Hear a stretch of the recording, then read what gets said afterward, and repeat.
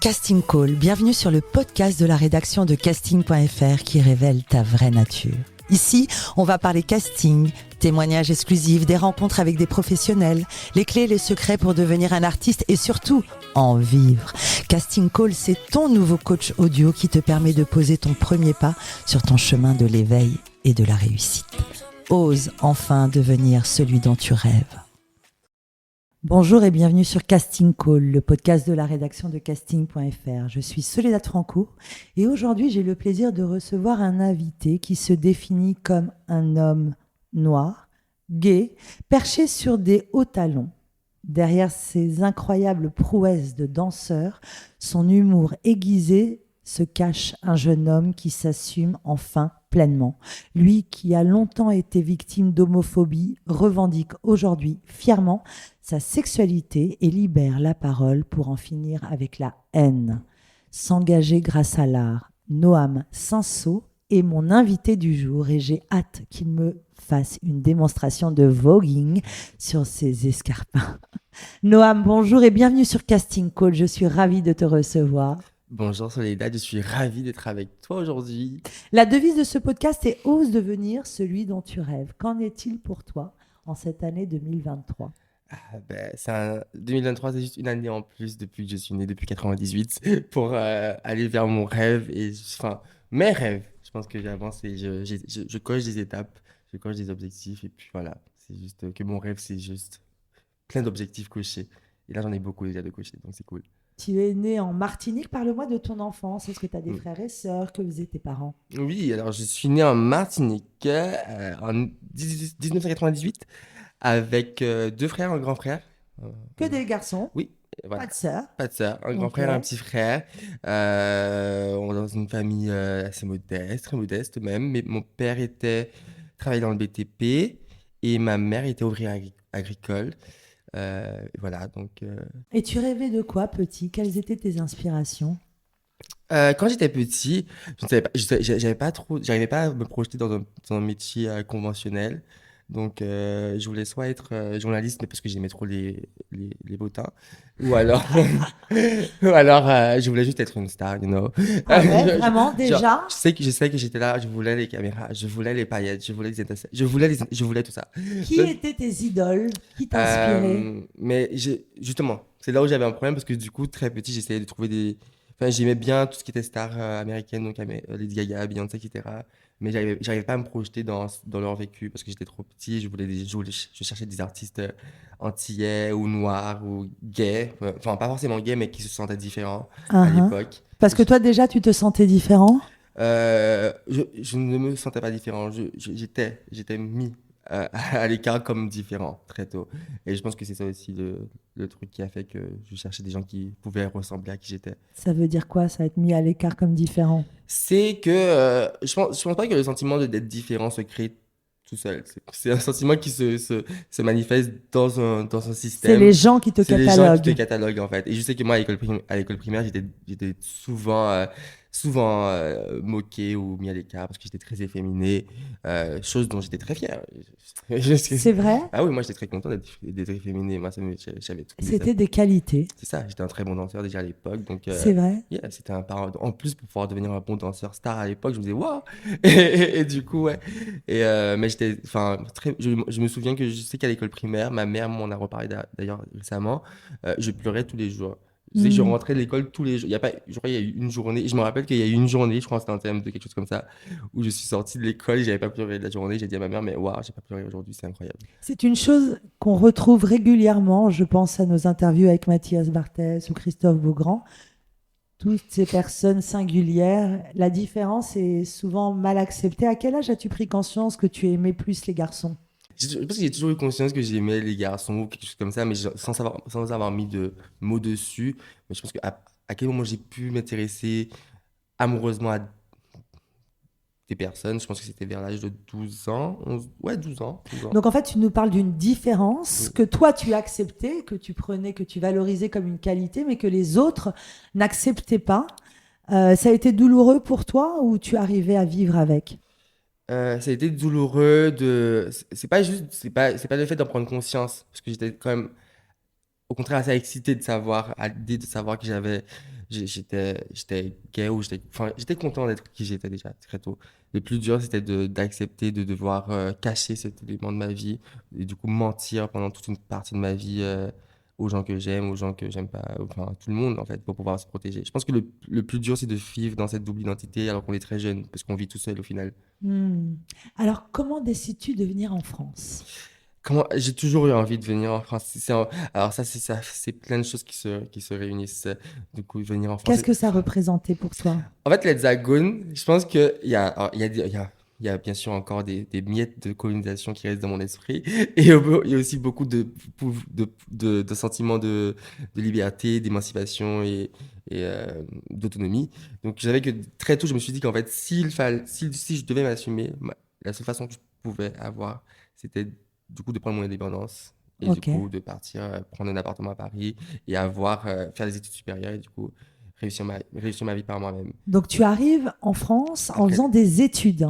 j'arrive en France en faisant des études de commerce. Ok. Euh, bien sûr, c'était bien sûr une grande, comment dire ça? C'était une grande illusion pour mes parents, Uhum. juste pour que je puisse partir en fait.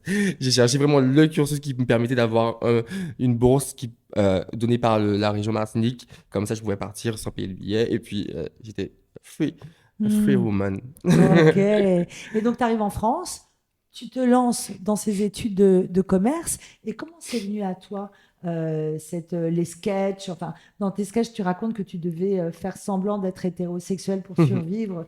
C'est fort, c'est dur, mais finalement, ça a été une inspiration. Par quoi ça commence en France? Alors, ah, ça arrivait quand même, ça a pris du temps pour arriver. Non, ça a pris du temps. Ça arrive en 2018, 2019. Pendant 2, 3 ans, tu fais vraiment des études, une vie Pendant une fois, je classique. danse. Je danse quand même. Je danse par-ci par-là. Ouais, en vrai, j'ai une vie classique d'étudiant. En vrai, je me dis, je sais pas pourquoi j'ai oublié cette partie de ma vie, mais j'avais une vie classique d'étudiant où j'avais juste des amis de la fac. Parce que en fait, j'avais pas d'amis quand j'arrivais ici. Je connaissais Ok. personne du tout. Hmm. Et du coup, j'étais juste ami avec les 5 6 meufs que j'avais rencontrées à la fac. Et du coup, voilà, pendant 2 ans, je faisais que ça. Et j'ai découvert en 2018 la ballroom scene, donc le voguing, etc. Et de Ah, là, donc tout commence par le tout voguing. commence par le voguing. Alors parle-nous du voguing, justement. Comment c'est né, d'où ça vient? Le voguing, déjà, qu'est-ce que c'est? Donc, le voguing, c'est un mouvement artistique, politique issu des communautés afro-américaines et latino à la fin des années 60, début des années 70, par les drag queens noires et latinas Ok. qui voulaient justement créer un espace safe, donc bienveillant, pour qu'elles puissent justement participer à des concours et elles pouvaient gagner à ces concours de manière légitime. Parce qu'en fait, elles participaient à des concours avec des personnes blanches et elles ne gagnaient jamais. Ou en tout cas, pour espérer avoir une deuxième place, elles devaient limite se peindre le visage en blanc Ok. pour pouvoir participer et gagner. Donc, c'était vraiment beaucoup de racisme dans la communauté LGBTQIA+, à l'époque, mais encore aujourd'hui, un peu, sur plein Hmm. de sujets. Mais du coup, elle voulait justement créer cet espace safe qui est la ballroom et le voguing, créer quelque chose où on pouvait justement se célébrer sans aucune discrimination, sans aucune oppression raciale. Alors, qu'est-ce qu'il faut faire pour se lancer dans le voguing? Quelle est la définition et quelles sont les qualités requises? En fait, on ne demande rien pour être Il faut être queer, il faut faire partie du panel LGBTQIA+, Ok. et juste être fier de qui on est. Il y a énormément de catégories dans le voguing. En fait, la ballroom scene, donc le voguing, c'est une grande satire du système cis hétéronormatif. Donc on va reprendre tout ce système-là et on va s'en moquer. Ok. En fait, tout se base sur ça. On va se moquer de tout. Il y a une catégorie, la première catégorie qui a été créée dans le voguing s'appelle realness. Et en fait, ça consiste justement en fait à paraître telle une personne hétérosexuelle. Du coup, tu viens juste et tu passes pour un hétérosexuel devant des juges qui vont te dire si oui ou non tu passes, quoi. Hmm. Et ça, c'est une catégorie qui a été créée pour les femmes trans et les personnes trans en général à l'époque, qui justement, le realness, c'était justement, au-delà de quelque chose de fun, c'était quelque chose qui garantissait leur sécurité. Le fait qu'elles puissent justement passer dans le système cis hétérosexuel, ça pouvait leur permettre de marcher dans la rue en sécurité sans se faire agresser par des propos transphobes et des agressions transphobes. Hmm. Donc en fait, au final, toutes les catégories de la ballon vont nous apprendre justement à se moquer de ce qu'on pense de nous, en reprenant les codes, en faisant du retournement du stigmate, et bien sûr en étant fier de qui on est. Noam Sanson, tu es vraiment plus qu'engagé. Mm. On sent en toi une énergie, une force et une détermination. On sent que tu es le porte-parole j'ai envie de dire, d'une communauté. Est-ce que tu aurais imaginé que tu aurais le courage de t'émanciper comme ça et de pouvoir en parler autant? Alors oui, oui, je sais que j'ai toujours su que hmm, moi, j'ai toujours eu la bouche, hein, comme on dit chez moi. Je sais que j'étais délégué de classe de Mhm. la sixième à la terminale. Vraiment, je n'ai raté aucune élection et j'adorais partir au... Alors, c'est assez paradoxal parce qu'on te critiquait et on se moquait de toi et en même temps, tu étais le porte-parole de la classe. Tout ça C'est est ça. très paradoxal. Mais je pense que les gens qu'on critique le plus sont ceux qui aident le plus au final. Moi, je sais que le fait d'avoir été tant critiqué, attaqué quand j'étais très jeune, ça m'a donné une force et une envie d'aider les gens et de pour les empêcher d'être dans cette situation. Moi, je n'ai jamais haï quiconque, même les personnes qui m'ont fait le plus de mal, parce que je sais que on vient tous, on a tous une histoire et on a tous quelque chose qui façonne nos identités, nos êtres, nos comportements. Et j'essaie juste de trouver le meilleur en chacun et de le rendre plus beau avec les outils que j'ai en main. Revenons à ton parcours. Donc, des études de Oui, commerce, le voguing. Donc, tu commences à donner des cours, c'est ça? c'est ça. Je commence à donner des cours, je pense vers courant 2019 de voguing, donc de runway précisément, parce que dans ma catégorie dans le voguing, c'est le runway, donc ça marchait comme sur les plus grands défilés, mais en mieux, et avec Ok. des paillettes, des intéressés, des costumes. Donc je commence à donner des cours de runway pour que justement les gens puissent prendre confiance en eux. Parce qu'en fait, pour pouvoir bien marcher, au final, il faut juste avoir confiance en soi et ne pas avoir peur Uhum. du regard des autres. Et du coup, et c'est vrai que ça marche de ouf, parce que je pense que plein de gens cherchent à avoir confiance en eux et n'y arrivent pas forcément et trouvent des outils comme ils peuvent pour pouvoir trouver cette confiance-là. Et en 2019, le stand-up, Ouais. comme une évidence. Mm. Alors, raconte-nous. Le stand-up est arrivé dans ma vie par Marine Bausson, qui est une artiste, une humoriste française lesbienne, qui m'avait vu à l'époque sur la scène de l'Hôtel de Ville de Paris, parce que je donnais un discours pour un podcast que j'avais encore en 2019 qui s'appelait Stronger. Et je donnais un discours de 10 minutes où je parlais de mon podcast, parce qu'en fait, je voulais juste de l'argent, il y avait des investisseurs dans la salle. Et du coup, je faisais des petites blagues par-ci par-là pour avoir mon budget Ouais. et elle m'avait vu et elle m'avait proposé justement de faire un mini passage sur son plateau d'humour qui s'appelait le Mad Comedy Club à l'époque Ok.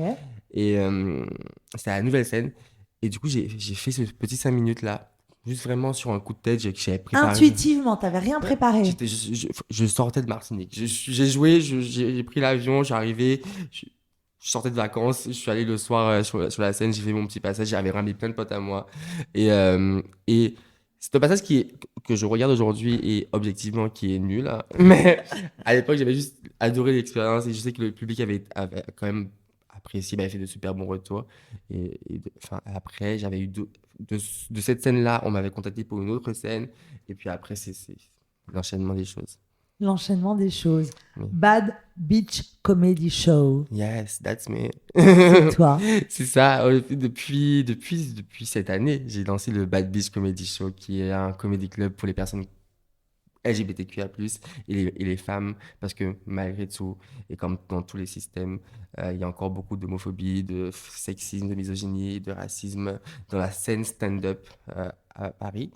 Euh, voilà, c'est plus aussi, on ne te dit plus sale noir à la figure, hein, mais on te le fait comprendre par d'autres éléments plus hypocrites. Et du Hmm. coup, je voulais vraiment créer un espace bienveillant pour nous, personnes queer LGBT, pour les meufs qui veulent se lancer, qui veulent être, voilà, se sentir bien dans leur travail. Euh, et même le public, en fait, parce qu'il y a un public aussi qui est friand de stand-up, mais qui n'a plus envie de voir des blagues datées et juste méchante pour être méchante, qui a envie de Hmm. voir quelque chose de plus, voilà, plus cool et plus bienveillant. Tu parlais de ton podcast The Stronger. Alors, Yes. le nom, ça te va bien. C'était quoi The Stronger? Stronger, c'était le point. C'était quoi le slogan? Je crois que c'était le point de la diversité, quelque chose comme ça. En fait, j'interviewais. Donc, Noam 500, on reste dans l'engagement Ah oui, toujours. Ouais, oui, réel. toujours. Je sais pas pourquoi. Pourtant, dans ma famille, ils sont pas forcément militants. Ma mère est très gentille. Ma mère m'a toujours inculqué des choses sois gentil avec les gens, peu importe ce qu'ils te font. Ma mère a toujours été très gentille et ma mère a toujours été très gentille avec moi.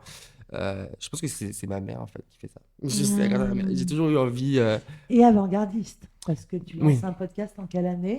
Je lance, je lance le podcast en 2017. 2017. Ouais. Ça va. On est On au connaissait début. pas trop, c'était le début. C'est le début de l'engouement podcast à l'époque, ouais. C'était, Hmm. je me rappelle, j'avais posté sur Instagram, oui, je lance un podcast et tous mes potes étaient en mode, mais est-ce que tu penses que je vais écouter ta radio? Et au final, ça avait quand même bien marché à l'époque, hein. C'était quand même 2 années de ma vie qui étaient super sympathiques. Noam, dans tout ce que tu fais, que ce soit le voguing, que ce soit ta scène humoriste, il y a un véritable militantisme.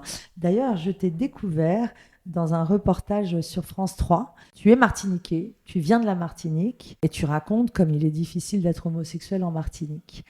Comment c'est perçu depuis là-bas et est-ce qu'il y a eu un changement d'après toi?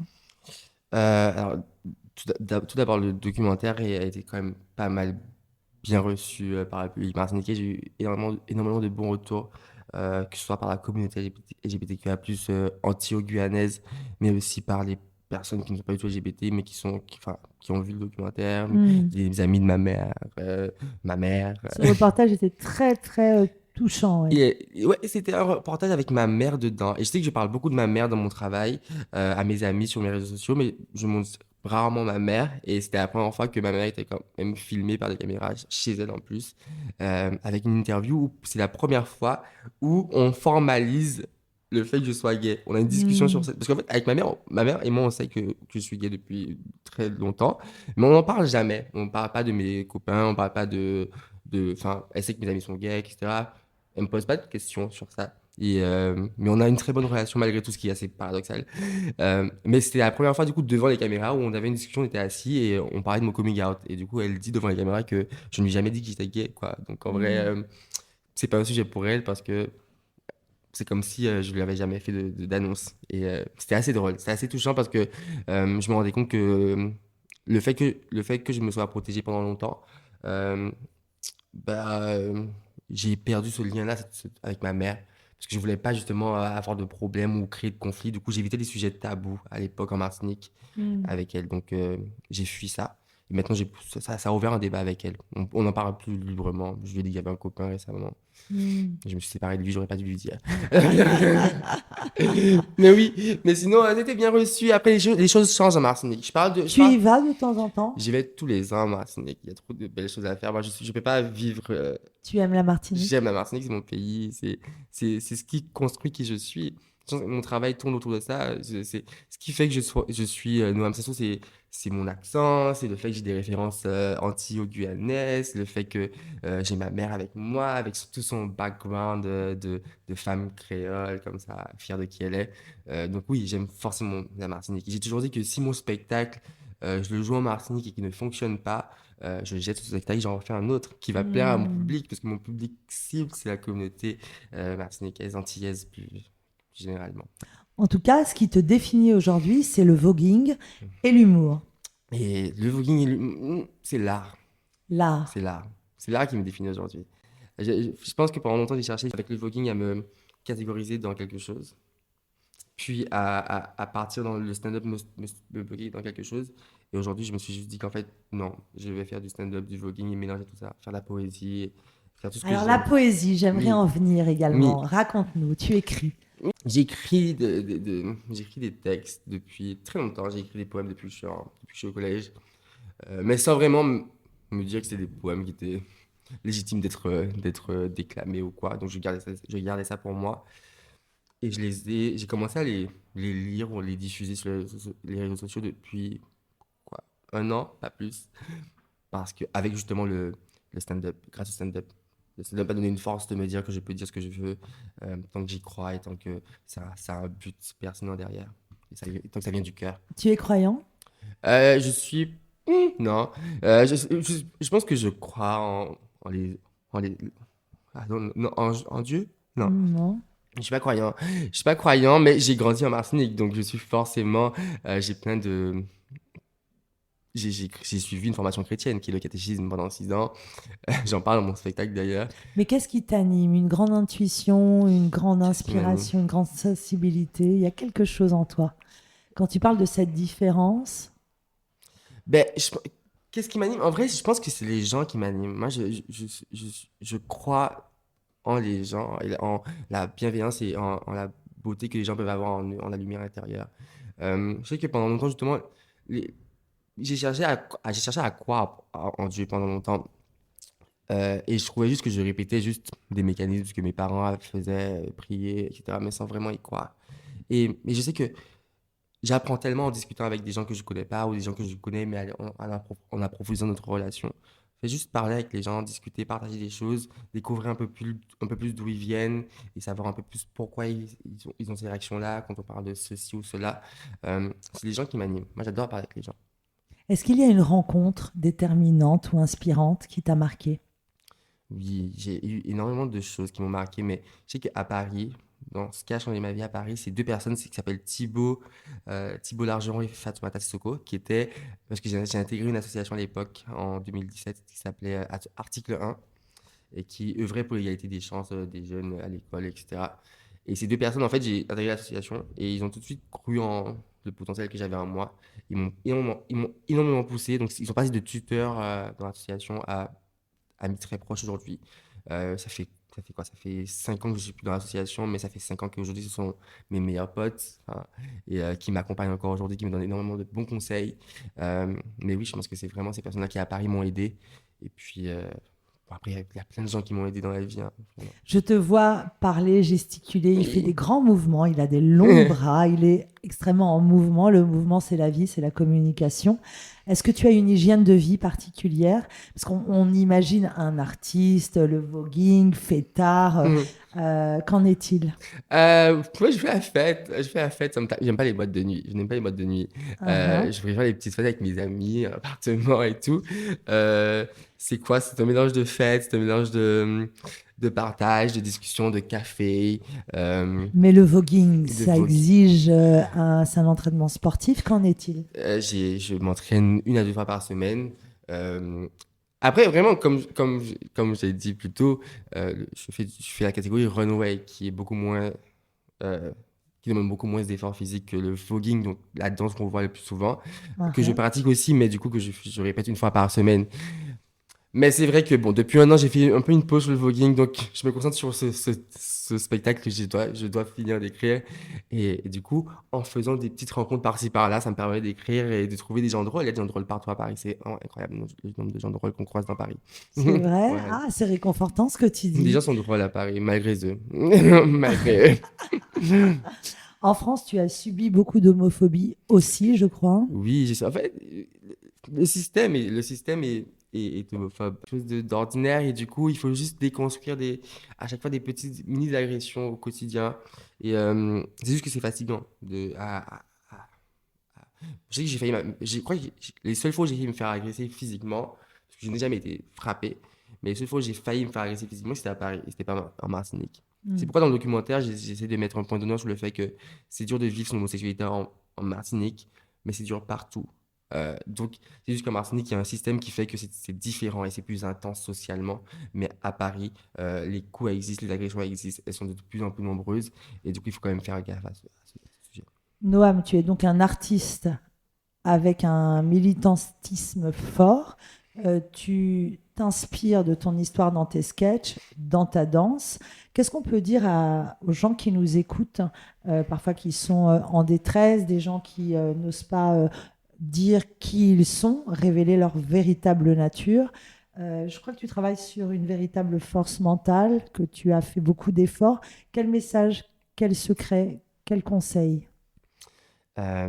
Si j'avais un message pour tout ce que je fais, c'est vraiment de se mettre en premier plan dans sa vie. Je sais que moi, là où ça a changé pour moi, c'est quand je me suis dit que je méritais d'être qui je suis, je méritais de vivre et que je devais prendre le pouvoir sur ma vie parce que personne n'allait le faire à ma place. Et tout ce que je le fais pour moi avant tout. Je le fais pour moi avant tout, sans oublier qu'il y a des gens qui existent et que ça a des répercussions. Que ce que je fais a des répercussions sur le monde, sur les gens. Et du coup, j'essaie de faire toujours des choses positives pour ramener du plus. Et comme dit une grande influenceuse, plus égale plus, je sais que moi, j'essaie de ramener du positif chez les gens, du positif chez moi d'abord, pour que, pour que lorsque dans mes échanges, ça ramène du positif chez les autres, et comme ça va se propager. Et un jour, peut-être, on vivra dans un monde des bisounours. Tu racontais que tu pleurais tous les jours à l'école. On a reçu Jordan Delus qui nous racontait son harcèlement horrible à l'école avec des envies de se suicider et mourir. Est-ce que toi, tu es déjà arrivé à ce stade-là? Alors oui, je sais que j'ai beaucoup pleuré toute l'école primaire. Et je sais qu'à partir de la sixième, où il fallait quand même, c'était un peu plus la guerre. En sixième, c'est un peu plus la jungle, le collège, hein. Les enfants sont dangereux, hein. Et du coup, j'ai arrêté de pleurer et pour éviter d'être vulnérable. Mais j'avais du coup toutes ces pensées refoulé dans ma tête qui était très dur parce que je pouvais même pas en parler parce que j'aurais dû justifier le fait qu'on me traite de PD entre guillemets aux gens à qui j'en parle et du coup peut-être faire des mini coming out. Du coup c'était tout ce processus là qui allait dans ma tête et du coup je me disais qu'en fait je ne peux en parler à personne à part à moi-même et pendant 18 ans de ma vie j'ai vécu tout seul dans ma tête et du coup c'était très dur. J'ai eu des moments très très très bas. Je me rappelle avoir écrit une lettre de suicide et mais j'ai toujours eu des pensées suicidaires mais je sais très bien que je passe toujours à l'étape de l'écrit et je vais jamais plus loin parce que, en vrai, j'aime trop qui je suis. Et j'aime trop la vie, j'aime trop les gens. Et je sais qu'à chaque fois où j'arrive dans ces moments de, de détresse, j'arrive toujours à me rappeler à quel point, en fait, il y a des gens bons sur cette terre et il y a des gens qui méritent d'être écoutés, d'être vus et d'être aimés. Donc, Si un garçon ou une fille nous entend, nous écoute, qui est harcelé à l'école parce qu'elle est lesbienne, parce qu'elle est trop mec, parce qu'elle est homo, parce qu'elle est moche, parce qu'elle est belle, parce qu'elle est trop ceci, cela, qu'est-ce qu'on peut lui donner comme conseil si elle est harcelée, maltraitée, qu'elle se sent vulnérable avec ses idées de suicide? Qu'est-ce qu'on peut dire? Qu'est-ce qu'on peut conseiller? I don't know, je sais. Alors, qu'est-ce qu'on peut lui dire à cette personne? Je dis toujours que il y aura forcément quelqu'un pour t'aider. Et on parle pas forcément de personnes physiques, hein. Ça peut être juste, on est dans la période des réseaux sociaux, va sur une page Instagram, allume la télé, regarde une chaîne télé, regarde une série Netflix, tu vas trouver forcément maintenant aujourd'hui une personne qui pourra te guider, qui pourra te donner envie en tout cas de continuer à être qui tu es ou être plus que ce que tu es déjà. C'est pourquoi aussi on doit faire un travail de visibilité. En vrai, j'ai pas les réponses sur ces questions de comment on peut les accompagner. Moi, j'essaie juste de mettre des outils en place. Et De mes mettre outils, des outils en place. Et ouais. en même temps, ce que tu es aujourd'hui est une source d'inspiration et d'espoir pour beaucoup de personnes qui n'osent pas. Parce que toi, tu as osé venir en France, tu as osé te mettre sur scène, tu as osé faire du voguing, tu es intervenu dans une émission de télé également. Plusieurs émissions télé, bien sûr. Alors, Oui. tu es quand même une source d'espoir pour tous ceux qui sont enfermés chez eux. Oui. Comment c'est venu à toi, justement, la télé? La première émission télé que j'ai faite, c'était justement pour pouvoir présenter mon podcast dans une émission faite pour la Journée des Fiertés, quelque chose. Et c'était sur France TV. Et je sais que j'avais accepté parce que je savais que c'était un grand pas pour moi pour rendre visible qui j'étais aux yeux du peuple martiniquais parce qu'ils n'avaient pas encore conscience de mon travail à l'époque. Et du coup, je sais que je me suis forcé au début hein, à faire ce militantisme, en tout cas à faire ce travail de visibilité, à rendre visible qui j'étais, mes projets, mes envies, mes aventures, pour justement devenir moi-même un outil pour les communautés LGBTQIA+, qui avaient envie d'avoir un modèle qui leur ressemblait, en tout cas qui avait un vécu commun. Et moi, c'est ce qui m'a manqué quand j'étais jeune, avoir des personnes gays, queer, qui existaient dans l'espace public, qui en étaient fiers de qui elles étaient. Euh, et du coup, aujourd'hui, je veux être cette personne parce que c'est ce qui m'a manqué. Et je veux plus que ça manque à quiconque. Mais en même temps, tu as eu l'audace de te déplacer, d'aller t'inscrire dans ces Ouais. associations. D'où elle te vient cette audace? Ma mère. Ma mère, c'est la solution, c'est la clé de tous mes problèmes. Ma mère a toujours fait en sorte de tout nous donner, même si elle n'avait pas grand-chose. Et elle s'est battue pour avoir un travail qui puisse nous nourrir, pour qu'il puisse nous habiller, qui puisse nous éduquer. Elle nous a donné des valeurs de, d'amour, de bienveillance, de partage. Euh, dans, Ma mère a toujours fait en sorte qu'on soit de bonnes personnes. Et ma mère, c'est une femme avec un fort caractère, hein. Elle est toujours très à la front, elle crie tout le temps. Euh, 2 jours avec elle, moi je rentre chez moi. Mais non, ma mère elle crie tout le temps. C'est un peu c'est la fêtarde de la famille. Du coup, dans les fêtes de famille, c'est elle qui fait le show. Toutes ces apparitions publiques, il faut qu'il y ait des étincelles, il faut qu'il y ait des paillettes quelque part. Il faut qu'il y ait une phrase choc. Il faut qu'on se souvienne d'elle. Je me rappelle vraiment, elle m'a dit si je sors pas, si je sors de chez moi, il faut qu'on me voie, sinon ça sert à rien de sortir. Donc en vrai, ma mère c'est vraiment ma source d'inspiration et pendant longtemps, je pense qu'à un moment donné, quand je sais que j'ai eu une discussion avec elle il y a quoi, un ou 2 ans, où j'ai cru avoir ce sentiment qu'elle pensait ne pas avoir pu me donner de savoir intellectuel plus loin parce qu'elle ne pouvait pas m'aider dans mes études ou quoi, ou plus d'argent ou quoi. Et je lui ai fait comprendre qu'en fait, si j'étais qui j'étais aujourd'hui, en fait, c'est seulement parce que j'étais juste une pâle copie de sa personnalité. C'est juste qu'aujourd'hui, je suis parti à Paris, j'ai rencontré d'autres personnes et du coup, on a de nouveaux outils aujourd'hui qui fait que ce que je fais, c'est mis en valeur et tout. Mais j'ai dit toujours à ma mère que si je suis qui je suis aujourd'hui, c'est parce que je recopie ce qu'elle a fait pendant tellement longtemps pour pouvoir me donner l'amour qu'elle m'a donné. On a compris que ce qui te fait vibrer aujourd'hui, c'est la scène, c'est l'humour, c'est tes sketchs. Et évidemment, ces sketchs sont entièrement inspirés de ta vie. Et ton papa dans tout ça, t'en parles beaucoup dans ton spectacle. Qu'en est-il ? Mon papa, ça va très bien aujourd'hui. Mon papa, alors la relation qu'on a aujourd'hui, c'est beaucoup plus apaisé. C'était très dur quand je suis arrivé à Paris, où du coup j'ai commencé à être beaucoup plus visible en tant que personne homosexuelle, parce que mon père, ce n'est pas qu'il était lui-même profondément homophobe, c'est qu'il était inséré dans un système profondément homophobe, profondément religieux et profondément pris dans ces dynamiques de pression sociale ou de ces injonctions sociétales. Exactement. Et du coup, je sais que ce qui a embêté mon père, ce n'est pas le fait que je sois gay, c'est le fait que ses amis étaient conscients que j'étais gay. Parce que même, j'étais majorette quand j'avais 11 ans jusqu'à mes 18 ans, j'étais majorette. Oui, j'étais déjà... Je vous ai dit, j'étais très très gay. J'étais majorette et je sais que mon père n'avait pas de problème avec le fait que j'étais majorette au début. Ok. Et je me rappelle vraiment une fois où Mais le groupe t'avait accepté en tant que majorette. Oui, parce que j'avais fait en sorte d'être le meilleur. Donc il y a toujours ce paradoxe. Oui, il y a ce paradoxe parce qu'en vrai... Et tu te débrouilles toujours pour être le meilleur. Donc tu Exactement. es délégué de la classe, donc tu es accepté dans le groupe. Ben oui, parce qu'on a... Donc tu dois travailler plus. Exactement, parce qu'on se dit qu'en fait, comme on est mis à l'écart, on doit faire 2 fois plus pour pouvoir être accepté. Et être accepté, c'est juste... Mais ça marche. C'est juste être meilleur. Et ça marche. Mais c'est fatigant. C'est une vie fatigante. Oui, mais ça réussit. Ça réunit, mais ça mène au burn-out. Il y a Est-ce toujours que tu un pour et aurais contre. imaginé être à Paris, développer une certaine célébrité, parce que tu deviens quelqu'un de célèbre? Est-ce que tu l'aurais envisagé, imaginé? Oui, je vais répondre oui, de manière très... mais avec beaucoup de modestie. Mais je sais que... Comme j'ai dit plus tôt, je ne crois pas en Dieu, mais je sais qu'il y a toujours il y a des choses dans la vie qui me... Tu crois en ta force et ta détermination. Je crois en ma force et ma détermination. Et je sais que j'ai toujours su que ce que je devais faire dans ma vie, c'était pour avoir un impact sur la vie des autres.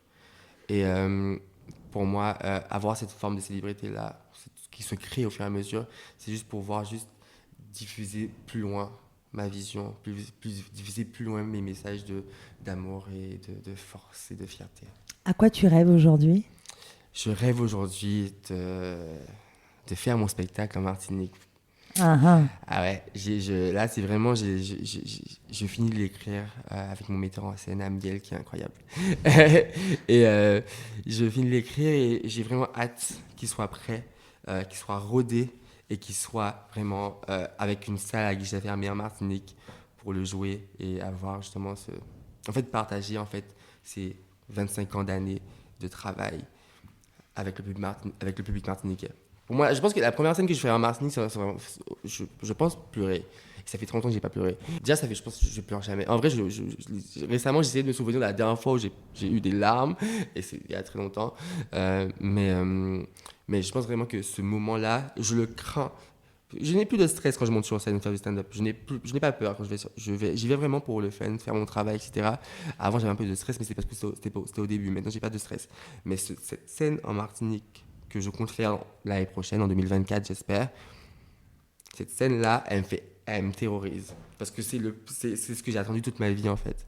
c'est de jouer, d'être qui je suis, d'être fier de qui je suis devant ceux et celles qui n'ont pas vu ma valeur quand j'étais petit et leur rendre compte qu'ils ont fait une erreur.